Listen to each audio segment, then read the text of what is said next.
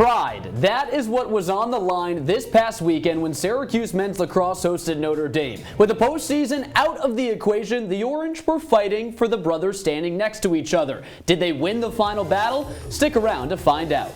So Syracuse men's lacrosse won't be dancing into the postseason, but as for SU women's lax, it's playoff time. The Orange have their sights set on getting back to a national championship game, but the first order of business, the ACC tournament. Find out if Kayla Trainer's crew can handle UVA in round number 1 of the conference tourney. And Syracuse softball is trying to stay above 500 for the first time since 2018. With 2 regular season opponents left, the Orange battled interstate foe Niagara on Thursday. Those results, 10 top plays, and the performers of the semester. Whoo! This is On the Bench. Let's go.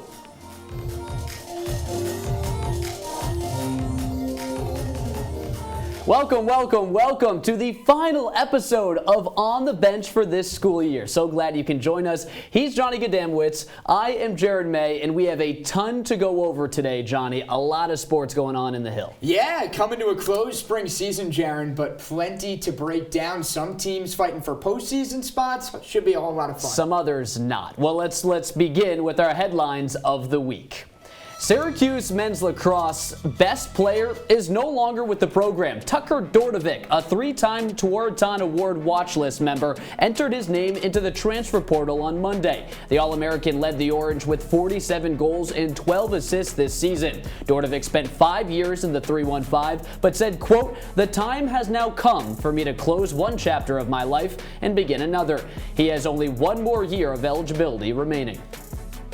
On the gridiron, no Syracuse football players were selected in the 2022 NFL Draft. It's the first time since 2017 that no Orange player has heard their name called. However, 3 of SU's defensive stalwarts from this past season are receiving professional opportunities despite going undrafted. Josh Black accepted a rookie minicamp invite with the Chicago Bears, while McKinley Williams signed a free agent contract with the Indianapolis Colts.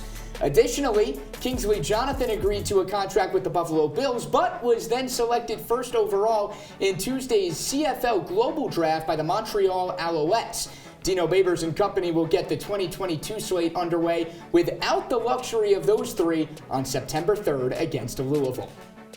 The Q's football team may be losing some players, but Syracuse women's basketball is stocking up. Felicia Leggett-Jack has already nabbed quite a few transfers and is now recruiting some big-name incoming freshmen. Lexi McNabb, a 5'7" combo guard, committed to SU over the weekend. If that last name sounds familiar, it's because it should. Lexi is the daughter of former Syracuse football quarterback Donovan McNabb. Lexi is a 2-time Arizona state champ and one of 9 newcomers for FLG's squad. 1975. That is the last time Syracuse men's lacrosse failed to win 5 or more games. Heck, even in the COVID-abbreviated season of 2020, the Orange had 5. So, with just 4 tallies in the win column, Cuse went into its final matchup against Notre Dame desperate. To add insult to injury, SU hadn't beaten ND since way back in 2018. Was there some magic in the Dome on Sunday? Well, no, but there were 22 players honored on Senior Day before the game. 4th year, 5th year, and 6th year players that have gone through a lot. They're trying to go out on top with a win, but Riley Gray said, gets on the board first, 4 minutes in. Just 30 seconds later, Tucker Dordovic ties it up 1 apiece. After that, Whedon Jacoboyce, watch this ripper, load a high absolute heat into the upper left 90, and Notre Dame would go on a run. 8-1 if you count it all up over 16 minutes. The Orange couldn't find water on the offensive side of the ball if they were standing in the ocean. They gotta stop the bleeding. They go to Lucas Quinn. He puts a heater right past Liam Entenmann, but that was a surprising factor because in the first half they only scored 5 and Entenmann tallied 22 saves. That is a season high for one of the best goalies in the entire country. coming out of the second half break? Well, look to Chris Kavanaugh, the younger brother of Pat Kavanaugh. He gets one. It's 13-7. Then Jackson Burke whistled right on the doorstep. He has his third straight hat trick of the game. And then Pat Kavanaugh does dirty things. Watch this. Oh my goodness. He ties his career high with 10 total points. And then watch this. At the end of the game, Brendan Curry scores his 94th career goal, points up to the crowd because he just passed his dad Todd for number 7 as an all-time midfielder for Syracuse as the Orange fall by 7. And after the game, our Braden Reed was there. That's all she wrote for Syracuse men's lacrosse. On senior day inside the Dome, the Orange hosted number 7 Notre Dame, and while they played them closer this time around, they just couldn't get the job done, falling 18-11 to the Fighting Irish. And the loss dropped Syracuse's record to 4-10 on the year, and it's the first time in program history that the Orange have finished with double-digit losses. After the game, though, head coach Gary Gates says the loss and record isn't indicative of SU's will this year. Unfortunately, the record is what it is and kind of defines our year. But I think it doesn't show the effort and the work that these players put in to try and have success. Syracuse midfielder Brendan Curry entered the game with 92 career goals, one away from tying his father Todd, who had 93 in his career back in the 80s. Curry scored the first, and when he scored the second to pass his father, turned and pointed to him up in the stands behind me. After the game, Curry recounted how special a moment that was. Probably one of the coolest moments of my life, being able to look up at him. He's the reason I'm here at Syracuse. He's the reason I'm wearing this number. And he's taught me everything I know about the game, so to be able to look up at him and, you know, share that moment in my last game ever was extremely cool and something I'll definitely remember about this game for the rest of my life. Today's game marks SU's last for the 2022 season. The Orange will miss the postseason for the first time since 2007. CitrusTV's coverage of lacrosse doesn't stop here, though. Women's lacrosse still has an NCAA tournament to play. Be sure to follow along at IanNicholas25 throughout the postseason for updates. Reporting from the Dome, Braden Reed, CitrusTV. So yet another loss to end the season for Syracuse men's lacrosse in what was just about as chaotic of a first year that you could have if you're head coach Gary Gates. So we thought it was a good idea to give you a little bit of a year in review for the program. Now, you rewind all the way back to June 7th of 2021. Orange fans have been dreaming it for quite some time. Gary Gates gets named head coach. He takes over the program from John Desko and Jaron early on. Fruitful results as they take care of Holy Cross in the season opener. Yeah, I mean, that's a lot of momentum, but you also have to remember, that's Holy Cross. A cupcake game, some might say, and then from there, back-to-back-to-back ranked losses to Maryland, UVA, and Army. All of a sudden, the worries start to trickle in. Well, that's what happens when you have the second hardest strength of schedule in all of Division I men's lacrosse. But the Orange bounce back, take the Kraus-Simmons Trophy with a win over Hobart. Following that, a 2-game road trip at Hopkins, at Stony Brook. They split that to go 1-1 during that road trip to take a 3-4 record into Duke and a chance to salvage the season. I mean, who saw this coming? Upsetting a top 10 Duke team, and you thought, hey, maybe this team could play in May. But that was about the highest high that this team had, because from there, a shellacking at the hands of the Irish, 22-6. How do you follow it up? Oh yeah, an unranked loss to UAlbany. Problems everywhere for SU. That is the low of the low. You never lose to UAlbany, especially on their own turf. And then you get Notre Dame round 2, this time in Syracuse's place, and oh yeah, it doesn't fare too much better. The Irish take care of business on Syracuse's senior day. And then, if missing out on the postseason wasn't enough, oh yeah, the leading goal scorer on the season decides, I'm jumping ship. You have a lot of great freshmen coming in, but you have a lot of holes to fill. There you go. That is Syracuse men's lacrosse's season. Coming up, unlike the men's team, Syracuse women's lax is still in the national championship hunt. How did the Orange fare in the ACC tournament?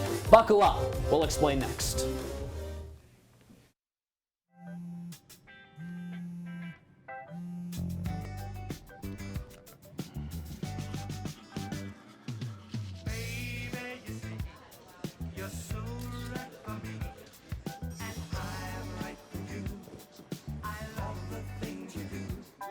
Like sweet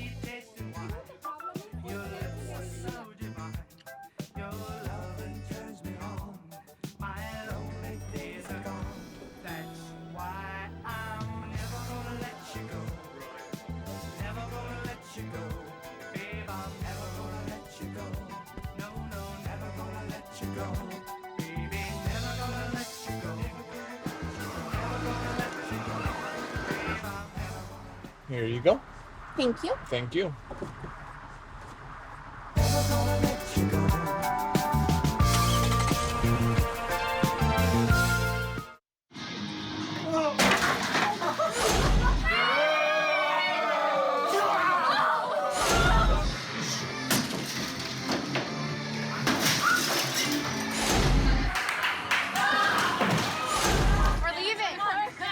Most party fouls are pretty dumb. But if you decide to drink and drive underage, you could lose your license and your freedom. Underage drinking and driving. The ultimate party foul.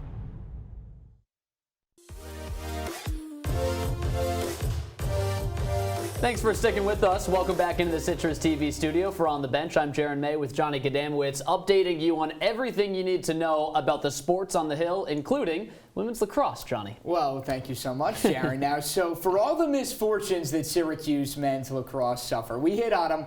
SU women's lax is rolling. The Orange finish up the regular season with a 13-4 overall record. You knew all season long that it was a team bound for the playoffs, so we might as well get there already, right?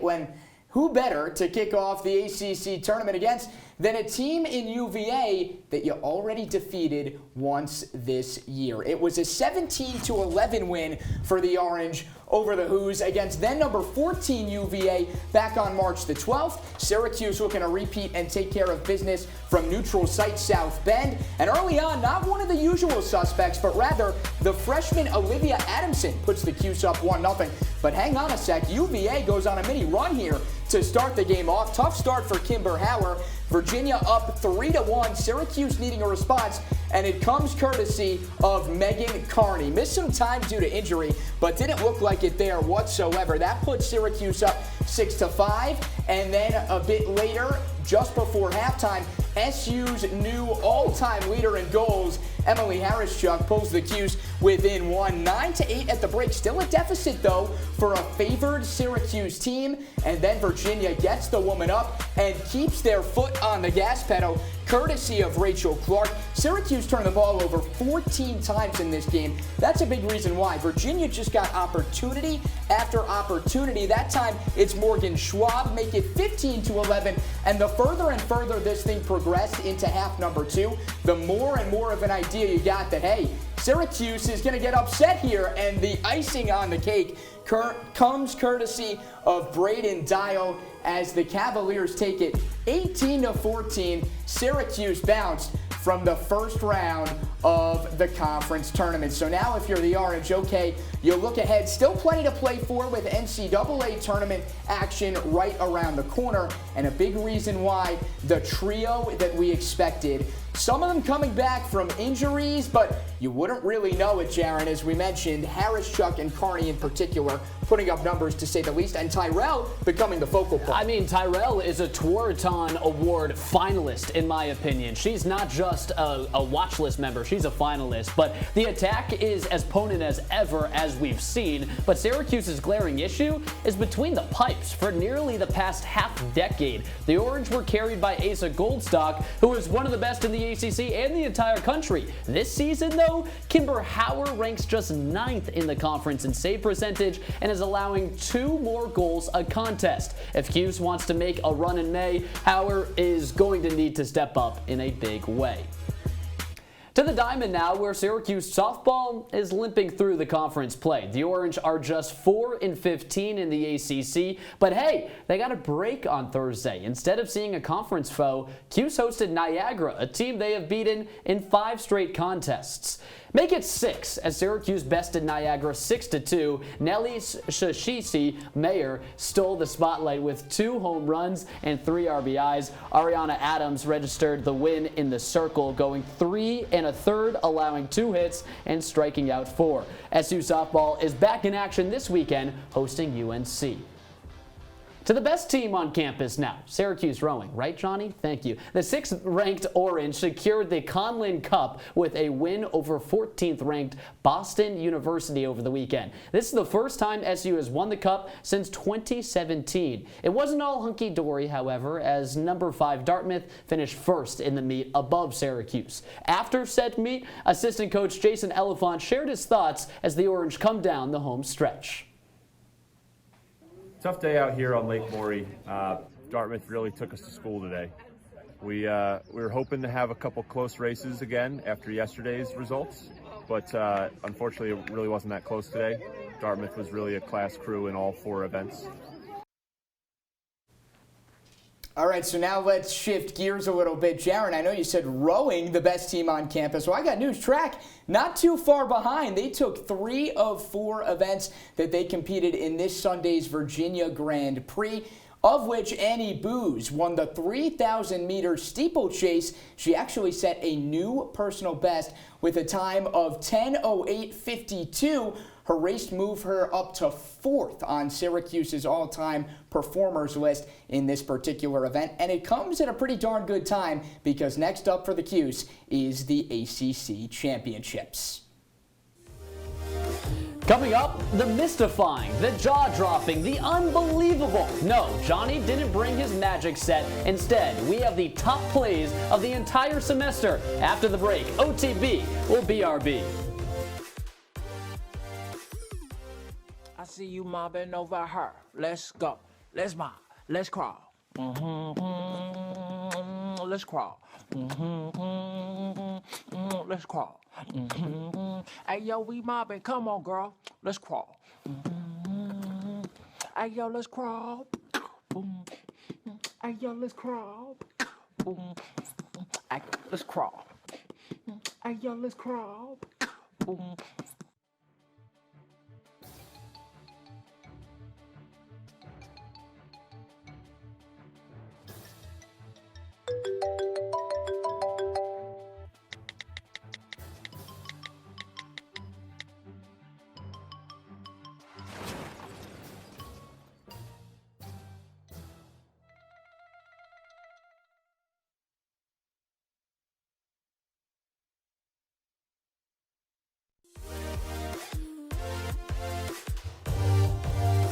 On the bench rolls along in the CitrusTV studio. Welcome back, Jaron May and Johnny Gadamowitz. And Johnny, what is better than 3 top plays? Maybe 4 top plays? Maybe 5 top plays? 6, How about 7, 10 8, top plays? 10. That's right. We are Works for me. expanding our normal programming. Get ready, lock in to show you the top 10 best plays from the past semester in all of Syracuse sports. You ready? I don't know how we picked 10. There were so many throughout the semester. You but have number 10. Let's do it. All We'll right, check you do it out. 10. We'll kick it off with none other than some women's lacrosse. And look, there were probably 10 women's lacrosse plays alone that could have made this list. But check out Megan Tyrell on this one. We mentioned how much of a year she had for the Cuse. Look, you want to talk about no angle? It doesn't get much more of no angle than that. Minimal room to operate. Momentum going one way, gets the shot off. Impressive play from number 18. That is a crazy way to start our top plays. Let's go to number 9, where we go to the tennis court and watch this. 1, 2, 3, winner from Shiori Ito on the volley. We got to watch that again, and we got to slow it down because it was so quick. No shot. I have the reaction skills to be able to do that. She gets the point and smiles after it because she deserves it. That was a fast volley for number 9. Yeah, Jaron, my reflex is certainly not up to speed to get that off either. How about we hit the hardwood over to some women's basketball? And look, we can be frank, not a ton of bright spots on this season for this team, but this was maybe the brightest of them. Tisha Hyman with a heck of a campaign and hits the game winner on the road, a game Syracuse really needed to take down Pitt. That's not an easy shot either. All right, that is number 8. We're going to number 7. Kelly Breen, diving stop, gets up to her knees, throws home a dime. Aha! She's out. Oh my goodness, let's watch this again. Breen dives, gets up, throws from her knees, and puts it exactly where it needs to, raises her hands up. She deserves it. Breen, that was crazy. That's number 7. Gold Glove second baseman, reminiscent of maybe Craig Biggio, some of the best defensive second basemen of all time. But let's check out some women's ice hockey. Abby Malotny, she was on a tear throughout the postseason. A hat trick in the CHA tournament to take down RIT. Syracuse won this game 3-2 in overtime. Malotny, all 3 goals, they would go on to win the CHA championship. That is impressive. What's even more impressive is play number 5, and we're sticking with the women's ice hockey team just 1 game later in the conference tournament, and it is the overtime game winner that clinches just the 2nd CHA title for this team. Sarah Thompson with the rebound puts it back in at the overtime buzzer, and Syracuse grabs the victory thanks to Sarah Thompson over Mercyhurst, and again, they get the CHA championship. Huge for this women's ice hockey team. Heck of a year for the Orange on the ice, and lots of momentum rolling into next season. Another team that's looking for some momentum rolling into next season is Syracuse men's lacrosse, and a big reason why Orange fans should be excited is because of that guy right there, Jackson Bertwitz. So let's slow it down for you. Really emerged at the end of the season, and a highlight reel behind the back goal. Jaron, that ball has to be in his stick for what, 0.4 seconds? Maybe even less. Defense draped all over him too. That is impressive, and I have a hint. I don't think that's going to be the last BTB that we see here on the countdown. All right, number 3 of the best plays of this semester. Watch this BTB. Megan Carney sees Bertwitz and says, "Ha, hold my drink. I got you one better." Megan Tyrell cuts from X, throws a cross crease, which is dangerous. Carney catches, whips it behind her head, and within probably 0.4 seconds goes upper left 90 and scores, and then celebrates the only way that Meg Carney can. I said it earlier, and I truly meant it. We could have found 10 women's lacrosse plays alone. How about some men's hoops? ACC tournament, Joe Girard in the face of Trevor Keels. Whole Duke bench right there behind him in the ACC tournament. Girard beating the buzzer in the halftime break to give Syracuse a 4-point lead. And of course, we all know what happened for the rest of that game, but it doesn't matter. Heck of a shot for JG3. Almost a victory. Joe Girard comes up in a big way. All right, number 1, our best play of this semester. Johnny, we got to know what this one is. It's Tucker Dordevic, the magician. We got to watch this again. First, a caused turnover on the defensive side of the field. The Orange will run the break. Dordevic will cross the field, catch, throw underneath his legs, behind the back, no looker. That is absolutely ridiculous. Something that you thought would catalyze this team. Oh, that was crazy. Tough play. Every time you watch it, you wonder more and more how the heck it even happened. It gets more confusing each time. That is absolutely crazy. Those are our plays of the year. How about our performers of the season? We got those answers next. Don't go anywhere. BTB, we'll be right back.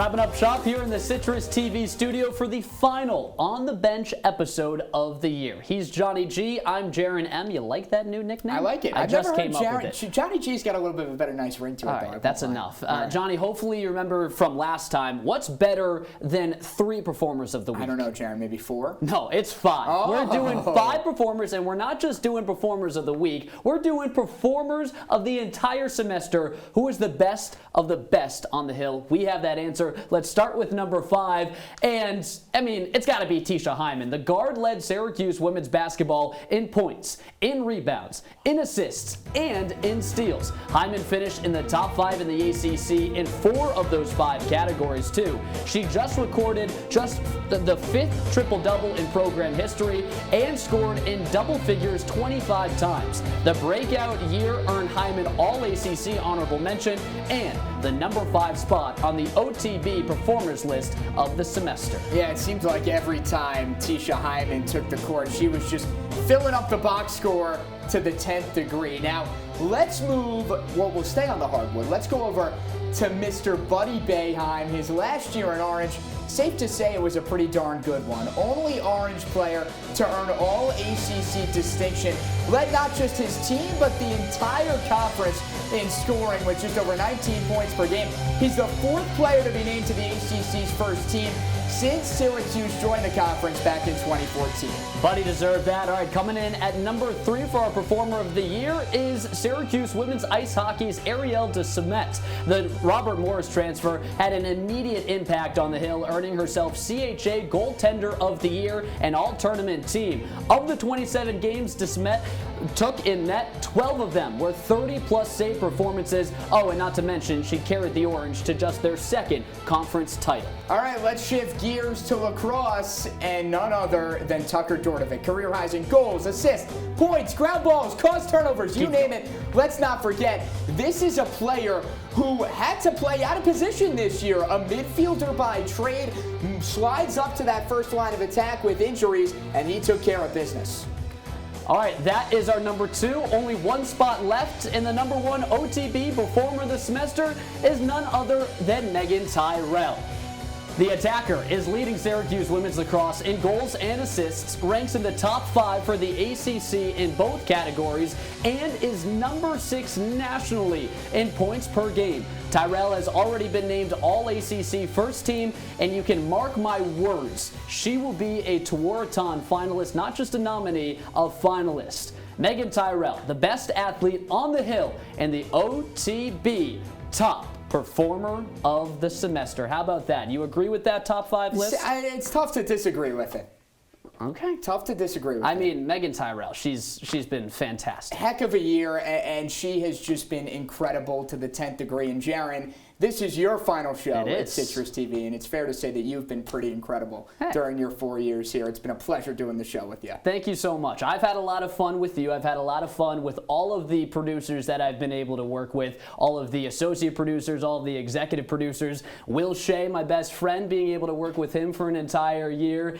And I obviously have to say thank you to all of the viewers. I mean, what we do is only great because they tune in and they actually watch and listen and care about the sports that we talk about. I've had a lot of fun with you, buddy. It's been a whole lot of fun, Jaron. We're going to miss the heck out of you like crazy. Thanks, bud. Next semester. Can't imagine doing the show with anyone else. Yeah. But that's going to do it for this episode of On the Bench. And with that, enjoy your images of the week.